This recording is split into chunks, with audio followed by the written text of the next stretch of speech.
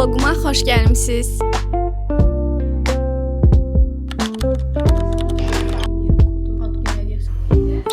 Düşünürəm ki, bu vlog çox yararlı, məlumatlandırıcı və faydalı olacaq. Saç kəsimi haqqında onu deyim ki, saçım çox uzanıb və avqust ayından bu yana kəsmirəm.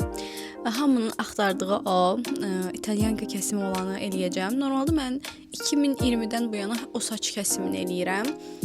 Kare olduğum vaxtları çıxsam. Çünki o saç kəsimini özümə çox yaraşdırıram.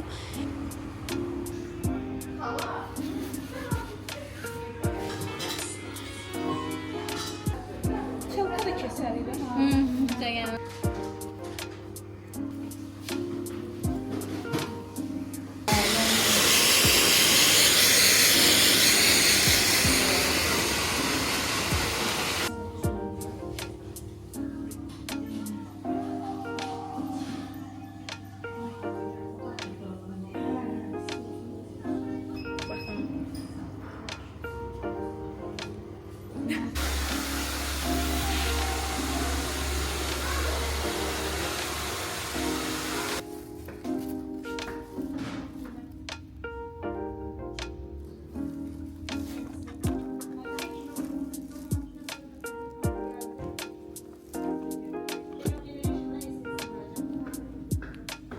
Saçımızı kəstirdik. Tam istədiyim kimi oldu. Fresh, yəni bu çolka qısa, arada qatlar. İndi özüm də bunu inşallah qatıq eləyəndə belə yaxşı eləyərəm. Amma düşünürəm ki, çox qəşəng alındı, havalı alındı. Mən mağazalara getdim bu arada ki, saç baxım üçün bir neçə şey alım. Öz evimizin yaxındakı olan ərazilərə getdim. Bir çox mağazalarda istədiyim şeylər yox idi. Almamışdan əvvəl istədim sizə özümdə olan, istifadə etdiyim bir neçə şeyə göstərim saçım üçün. Biobalansın bu şampunu. Bu şampunu yeni istifadə etməyə başlamışam. Yeni dediyim artıq 3 həftə falan olacaq, amma yeni çox bəyəndim. Sonra məsələn, bir də məsələn duşa girməmişdən əvvəl bir yağ, bir sprey belə istifadə eləyirəm. Saçım bir ara çox tökülürdü deyə rozmarin istifadə eləmişəm. Bunu hamı tərifləyirdi, mən də istifadə elədim. Elə bu qədər istifadə eləmişəm, yəni yarısına çatmışam. Bir də ki, təzə alacağım məhsul Moroccan Oil'un saç yağı olacaq. Bu tester boyudur. O da 30 neçə manatdır. Qiymətini öyrəndə şok oldum. Mən Moroccan Oil'u çox bahalı bir marka kimi bilirdim, amma çox elə wow bir marka deyil. Yəni çox bahalı deyilmiş daha doğrusu. Vlogumun növbəti günündən hamınıza salamlar. Bunu qeyd edirəm, səsim gəlir. Əslində bu yoxdur, əlavə elədim. Əlavə olaraq günü salmaq istədim. Çünki bugün basketdə oyun var. Əslində finala az qalıb. Amma bugünkü oyuna maraqlı olacağını düşünüb dedim vlogluyum. Yəni əlavə çox adam gəlməyib, amma birazdan burada adamlar olacaq, məşq başlayacaq. Oyundan bir-iki kadr qoyacağım. Bunlar haqqında qısaca onu deyim ki, şeydə keçirilir, Bakı İdman Sarayında. Bugün sabahla orada oynayacaq. Amma belə fərqli komandalar oynayır. Sabahla Neftçi oynayır. Biz daha çox, daha doğrusu mən sabahın oyunlarında daha çox oluram və Abşeronda oyunlarına gəlirəm. Basketbola baxmaq bəcə maraqlıdır. Düz nə qədər oynaya bilməsəm də, baxmaq özü də çox belə, necə deyim, o həyəcanı falan hiss edirsən də, maraqlıdır. Əslində bir idman növünə başlamaq istəyirəm. Çox götür-qoy eləyirəm, amma yazda başlayacağam böyük ehtimal. Amma hələ ki, bilmirəm nəydən başlayayım. Ola bilər ki, rəqsdən başladım. Ayda rəqsə getsəm, o vlog eləsəm, çox qəşəng olar.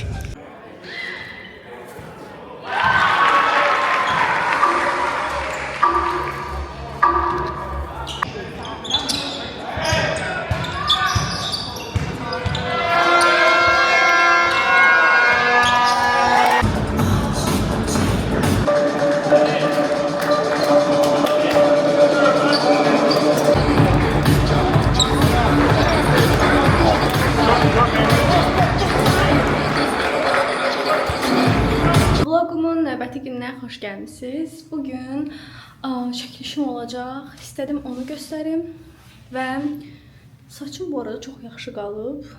Dünən yox, sürəni kəsdirmişdim sizinlə bir yerdə. Amma çox havalı qalıb. Fönü, yəni kəş özüm də belə eləyə bilsəm yəni. Çəkilişim nə olacaq?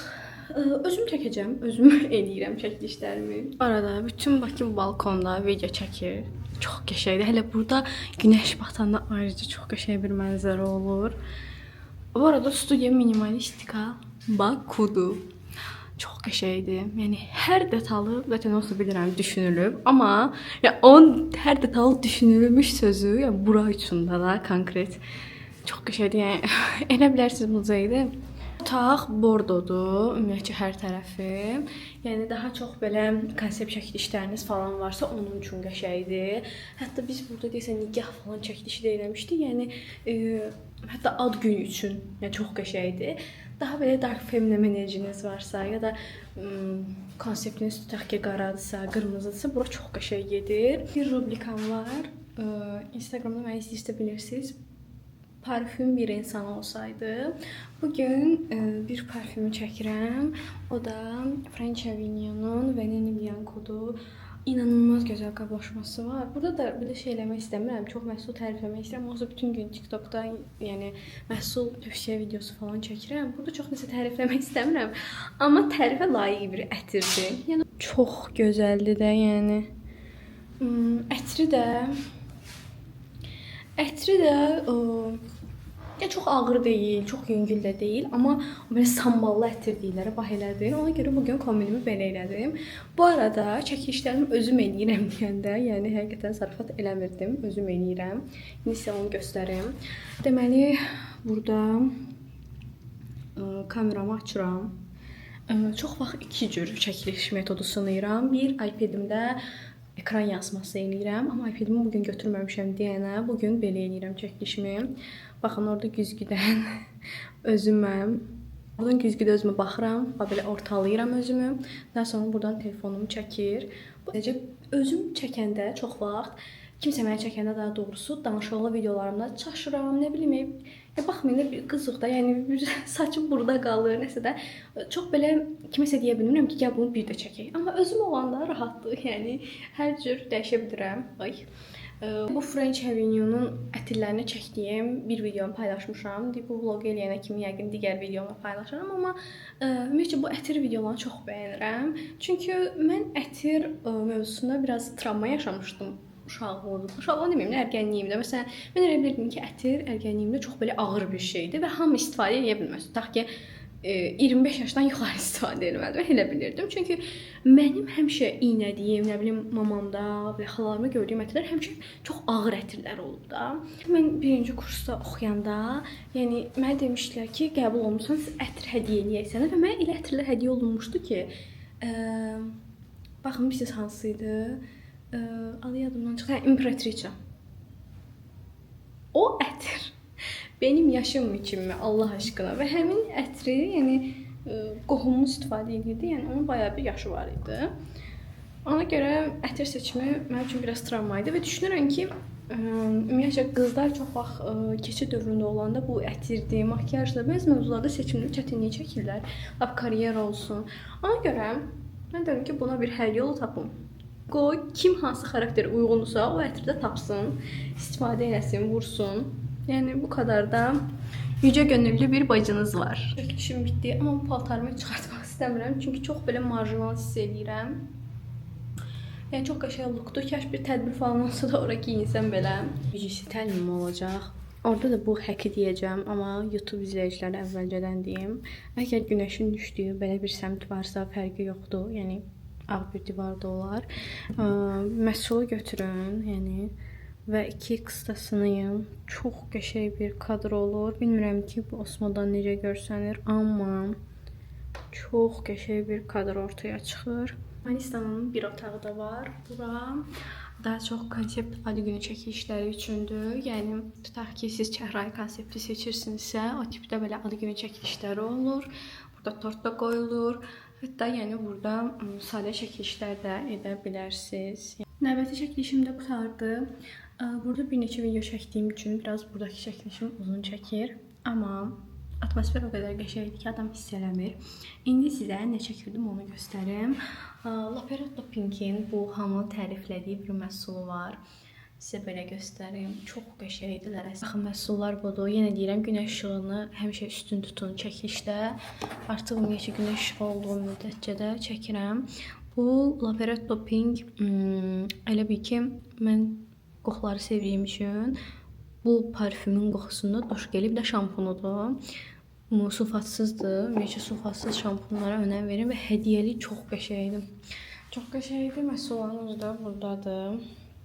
Məhsulun özü də belədir. Bu video paylaşacağım. Çox qəşəng qoxuları var. Mən özüm də ad günü hədiyyəsi olaraq dostuma almışdım.